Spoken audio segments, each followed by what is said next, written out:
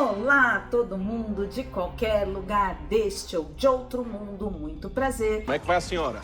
Eu tô muito bem, já tive pior, agora tô bem demais. Sejam todos muito bem-vindos, porque neste vídeo eu vou levar vocês para as ruas de Recife dos anos de 1970, tempos de pirraça, onde nada menos do que uma perna cabeluda, isso aí, uma perna cabeluda, colocava a população em polvorosa, quicando e chutando quem estivesse pela frente. Pois é, essa história bizarramente maravilhosa, puro suco de Brasil, realmente ocupou as páginas dos jornais e os noticiários de rádio em uma época em que notícias reais eram censuradas, especialmente quando traziam verdades indesejáveis para o regime da ditadura militar. Eram tempos difíceis em que a fantasia muitas vezes era a única forma de se falar sobre coisas da vida real. E se você assistiu ao aclamadíssimo filme O Agente Secreto, você viu um pouco dessa história. E se ainda não viu, cola aqui na grade que eu te conto tudo. Porque você sabe, né? O cinema brasileiro está mais uma vez no tapete vermelho das principais premiações mundiais, estando na disputa pelo Oscar em 4 categorias. E é por isso, e isso é muita coisa, que pra hoje é o que tem.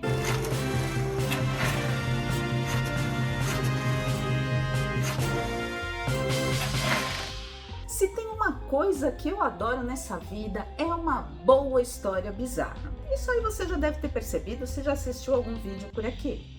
Pode ser. E se você chegou até este canal, é porque provavelmente você também gosta. Sim. Pra mim, o mais legal é que essas narrativas aparentemente loucas geralmente revelam muito sobre a vida real da época em que viralizaram. E a gente sabe bem o quanto o Brasil é rico e bom nessas lendas urbanas.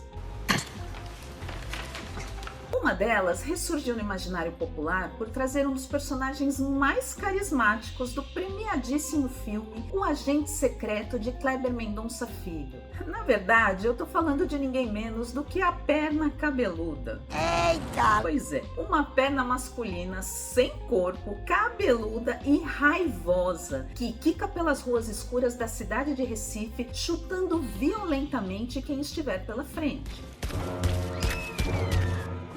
Bom, na verdade, se você olhar com mais atenção, verá que as vítimas geralmente são aquelas pessoas invisibilizadas, os indesejáveis da sociedade. E esse detalhe já revela muito sobre essa história. Não é à toa que a lenda da perna cabeluda é destaque em Um Agente Secreto, estrelado pelo maravilhoso e premiadíssimo Wagner Moura, em uma das sequências mais intrigantes do filme. É sério, é boa demais. O diretor Kleber Mendonça Filho é de Recife e conhece bem essa história, suas origens e seus significados. I really wrote the whole leg thing as an urban legend that terrified me as a kid. Uma lenda urbana tão incrível que também é contada no filme Recife Assombrado 2, A Maldição de Branca Dias, de Adriano Portela.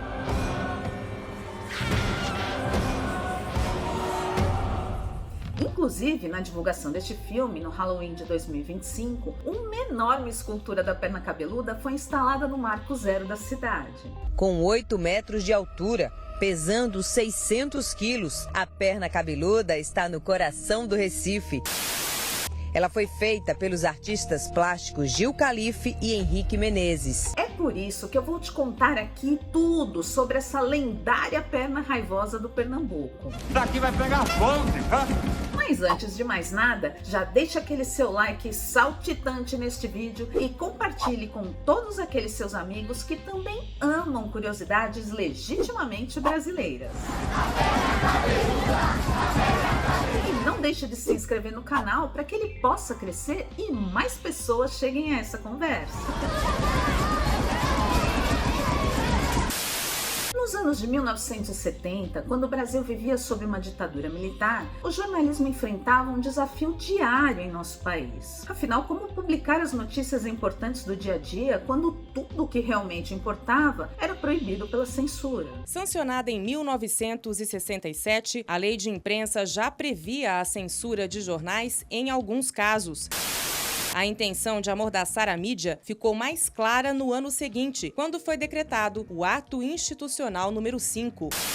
Ele permitia a suspensão de direitos políticos de qualquer pessoa. A censura chegava aos principais jornais do país. As edições diárias obrigatoriamente passavam pelo departamento de censura, de onde muitas reportagens voltavam totalmente cortadas, editoriais eram proibidos e os textos eram descaradamente alterados. Além de, obviamente, representar o silenciamento da imprensa, a censura gerava ainda um problema prático para os jornais. As páginas que eram destinadas ao conteúdo cortado ficavam vazias e esses espaços precisavam ser preenchidos para que os jornais continuassem existindo. Aí não tinha jeito, né? Cada publicação ia achando sua própria solução. Fizemos uma série de, eu chamaria de traquinagens. Aqui em São Paulo, por exemplo, o Estadão publicava versos da obra Os Lusíadas de Camões naqueles espaços vazios onde deveriam estar as notícias que foram cortadas pelos censores. O Estadão então começou a fazer isso a partir da edição de 2 de agosto de 1973 e desde então chegou a publicar 655 versos de Os Lusíadas. Outros jornais, como o Diário de São Paulo, publicavam simples receitas de bolo e outras guloseimas nos espaços vazios deixados pela censura em suas páginas. Haja criatividade e variedade para tanta receita de bolo, né? Era uma forma criativa de denunciar a censura. Era tipo um código para os leitores, como se dissessem: aqui deveria estar uma notícia que o governo militar não quer que você veja. Há algo que vocês precisam saber, mas que não nos deixaram contar. O jornal inteiro estava cheio de, mais do que insinuações, evidências. E é neste contexto que surge no Brasil o chamado jornalismo fantástico, que aí nesse nome já mostra pra gente o absurdo da coisa, né? O contrassenso dessa situação. Mas nada mais era do que um jornalismo que trazia histórias de monstros e aberrações para preencher os espaços vazios deixados pela censura. Eram histórias realmente absurdas, que flertavam com o sobrenatural ou o biologicamente improvável. Em São Paulo, por exemplo, falava-se em um crocodilo que vivia no Rio Tietê. Em São Bernardo do Campo, havia o bebê-diabo, que teria nascido com cauda e pelos. O jornal Notícias Populares, que merece um vídeo aqui só para ele no canal, tamanha bizarrice que ele era, fez várias matérias sobre o caso, tamanha foi a repercussão. Por todo o país surgiam então relatos de cobras gigantes nos esgotos, fantasmas em prédios públicos e extraterrestres nas ruas de cidadezinhas do interior. Mas isso é muito inusitado. O jornalismo fantástico tratava essas histórias absurdas e grotescas de monstros e aberrações com uma seriedade quase documental, ocupando espaço ali nos grandes jornais, lado a lado com as notícias comuns do dia a dia. Mas está no jornal como notícia. Era algo como uma ironia sobre o que estava acontecendo. Esses textos eram códigos cheios de significados e ironias, produzidos por profissionais das redações para ocupar o espaço vazio deixado pelas notícias realmente importantes. Em Recife, a lenda mais célebre do jornalismo fantástico desta época é justamente a da perna cabeluda. When you look back to the newspapers in the archives, you can find the original articles written about the hairy leg, and they were written with a straight face. It was almost like a police article, but the hairy leg would be the perpetrator of the violent act. A história começou a circular nos jornais como um relato estranho e aparentemente inofensivo. A figura da perna cabeluda representava algo comum no cenário urbano da época. Uma ameaça sem rosto, que surgia no escuro, atacava de surpresa e desaparecia sem deixar rastros. Inusitado, mas todo mundo sabe o que é isso, né? Geralmente, esses ataques eram a pessoas invisibilizadas, como as mulheres que circulavam sozinhas à noite, pobres em suas próprias casas, moradores de rua que dormiam em praças, negros e comunidade LGBT nas mais variadas situações. Aquelas pessoas que sempre foram chutadas pelas figuras de poder para escanteio da sociedade. Mas vamos evitar de falar esse termo, que a gente não fala muito esse termo aqui, não. Dito isso, aqui você já entendeu tudo, né? O porquê de ser justamente uma perna branca, cabeluda, masculina.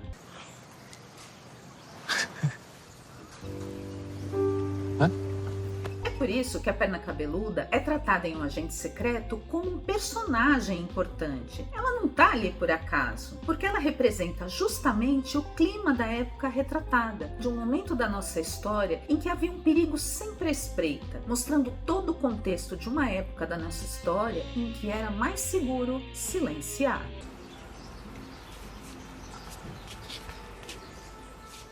Era algo como: preste aqui atenção nessa história incrível e maluca que eu vou te contar. Fixe aqui o seu olhar nesta bizarrice enquanto coisas horríveis estão acontecendo por aí sem que ninguém esteja percebendo, sem que não possa haver nenhuma denúncia. Era um período de apagamento de pessoas, histórias e de notícias. E o filme é exatamente sobre isso. O fundo é a ditadura, mas a palavra não é dita nenhuma vez no filme.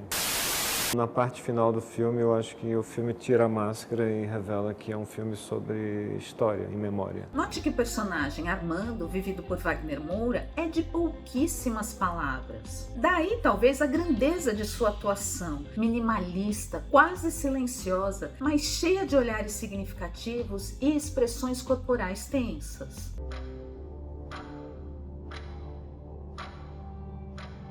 A criação da lenda da Perna Cabeluda é atribuída ao jornalista e escritor Raimundo Carreiro, que trabalhava no Diário de Pernambuco naquela época. Um amigo nosso disse, depois de tomar algumas cervejas, quando entrou em casa pela madrugada, viu uma perna cabeluda debaixo da cama.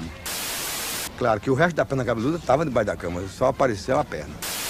Na época, eu escrevi uma coluna chamada Romance Policial. Eu comecei a escrever uma crítica, uma crônica. Já o radialista J. Ferreira foi quem ajudou a disseminar essa história em seus programas de rádio. Até porque o rádio era um veículo de grande força naquela época. Era o veículo que chegava mais longe, nos lugares mais remotos e de forma mais fácil. Era onde tudo viralizava. Vítima de agressão física acaba de dar entrada no Hospital da Restauração. O agressor, a Perna Cabeluda. A partir de então, correu frouxo. A quantidade de gente que começou a chegar no hospital dizendo que tinha sido agredido pela Perna Cabeluda não tá no gibi. O primeiro registro sobre a tal perna raivosa foi publicado em dezembro de 1975 pelo Diário de Pernambuco. E ao ser repetida nos jornais, no rádio e no boca a boca do povo, a história acabou extrapolando as redações e se tornou parte do imaginário coletivo daquela época, eternizada como uma lenda urbana. Eu acredito que o problema da moral, da censura, do bloqueio a todos os sonhos criou a parte mais forte da perna cabeluda. Costumo dizer que a partir daí é que a perna começou a andar, a partir da possibilidade que as pessoas tiveram de sonhar. Em Um Agente Secreto, as matérias sobre a perna cabeluda são lidas e comentadas pela população, que desconfia do que está acontecendo, mas se diverte. Era até uma forma de quebrar aquela tensão. Neste livro aqui, com o roteiro do filme, tem até algumas reproduções desses textos originais. Aliás, excelente livro, porque tem o prefácio do Kleber Mendonça Filho e o pós-fácio do Wagner Moura. Então, olha, vale muito a pena. O Agente Secreto eu especificamente escrevi para Wagner Moura. Sim. Eu queria muito trabalhar com ele. Agora, é importante distinguir esse fenômeno do jornalismo fantástico do que hoje a gente chama de fake news. São coisas diferentes, em momentos diferentes. Fake news são notícias falsas, mentirosas, publicadas para manipular o público, geralmente com algum objetivo deliberadamente político. É uma forma de enganar a opinião pública e gerar controvérsias, confundindo o entendimento da realidade. Já o jornalismo fantástico era uma forma criativa e até bem-humorada de expressar aquilo que não podia ser dito. E é claro que neste caso, o leitor sabia que aquelas histórias eram no mínimo sem pé nem cabeça, mas ria, comentava onde ia e entendia o clima de medo e histeria coletiva que elas representavam. Você teve medo de quê? Uma perna de gente? É, perna de gente humana.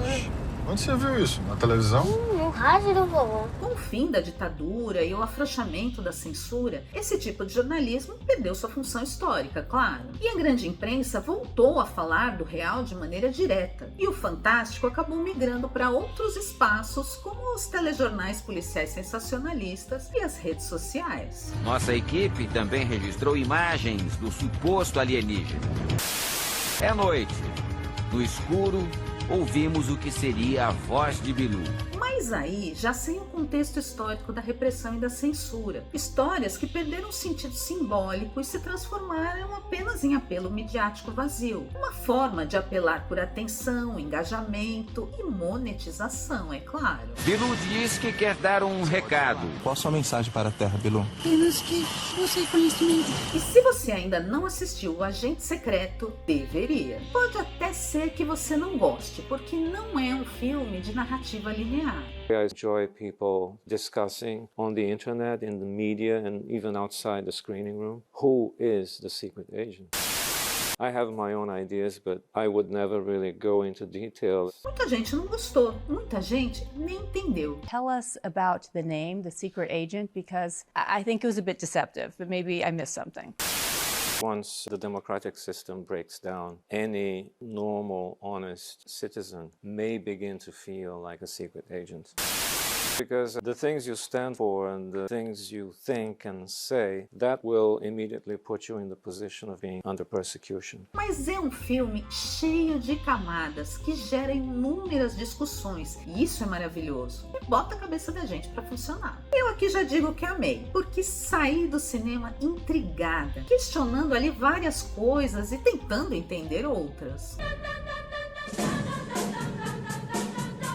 E amei ainda mais depois de ler o livro com a visão do diretor Kleber Mendonça e do ator Wagner Moura. E ali ele explica que esse foi um roteiro escrito durante a pandemia de Covid-19, um período político-social bastante conturbado no Brasil. And I also have to say that once I got down to write the script, the logic of the 1970s had come back to our country. Uma história que fala do passado, lá dos anos de 1970, mas que traça um paralelo direto exatamente com aquele momento da pandemia, que em contextos diferentes representaram períodos de medo, de tensão, de insegurança, de incerteza com o futuro. In my mind, it's really a film about amnesia.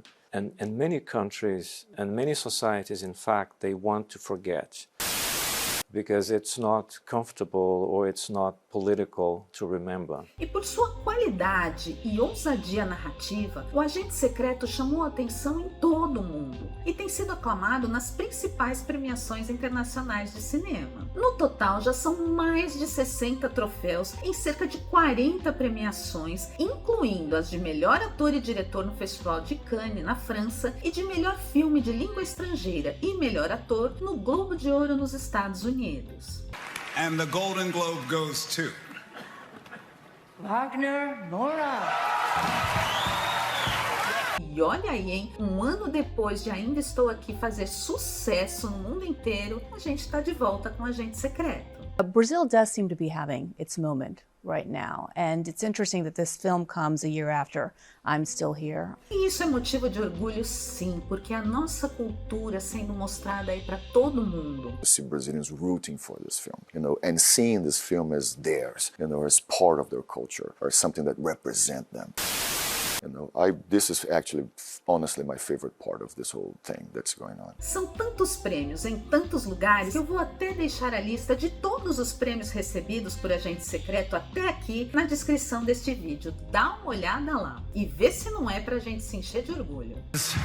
To the ones that are sticking with their values in difficult moments. E aos haters que juram ser patriotas, mas torcem contra o Brasil nesta caminhada tão bonita só por discordância política, só posso dizer que ainda cabe mais. O Agente Secreto está na disputa do Oscar 2026 em 4 categorias: melhor filme de língua estrangeira, melhor ator pelo trabalho do querido Wagner Moura, esse baiano que tem o molho, e melhor elenco. Mighty Supreme, The Secret Agent.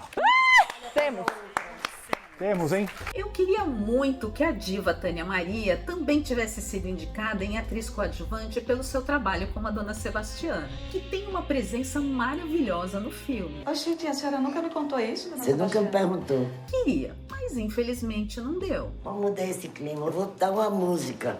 No entanto, com essas 4 indicações, O Agente Secreto se iguala ao feito de Cidade de Deus, que foi indicada em 4 categorias do Oscar em 2004. E isso sim é muita coisa para uma produção de língua não inglesa. A vida tem coisa ruim, mas também tem coisas boas. A cerimônia de entrega do Oscar será realizada no dia 15 de março em Los Angeles. De onde vocês são? Nós viemos do Brasil. E a que distância fica? Eu sei lá onde seu GPS de prefeitura pra saber. Eu não vou perder por nada. Aqui em casa já estamos na torcida com o santinho de Santa Fernanda Torres na mão, em clima de Copa do Mundo. Não aceito nada menos do que isso. E essa festa desde 7 da manhã que toca, já faz 2 noites que ninguém dorme. Então que venha o Oscar e viva o cinema nacional e viva a imprensa livre. Um brinde a todos vocês. Um brinde. E pra hoje é o que tem. Isso é para dar muita sorte pro cinema brasileiro. Seja muito bem-vindo ao nosso canal. Puxa uma cadeira e entra na conversa. Venha, meu povo! Comenta aí se você já conhecia a lenda da perna cabeluda antes dela brilhar em Um Agente Secreto. Acho que a gente vai ter que achar esse cabo que perdeu a perna pra gente colar. E me fala também se você já assistiu o filme. Me conta aqui que eu quero saber. Absoluto cinema. Agora, aproveita, curte este vídeo, porque eu sei que você gostou. Raparigou ou não raparigou? Se inscreve no canal e compartilhe. E não se esquece de ativar o sininho aqui embaixo para receber as notificações e a gente poder se encontrar mais vezes por aqui. Meu nome é Ana Bernardinelli, eu tô indo, mas eu volto. Beijo!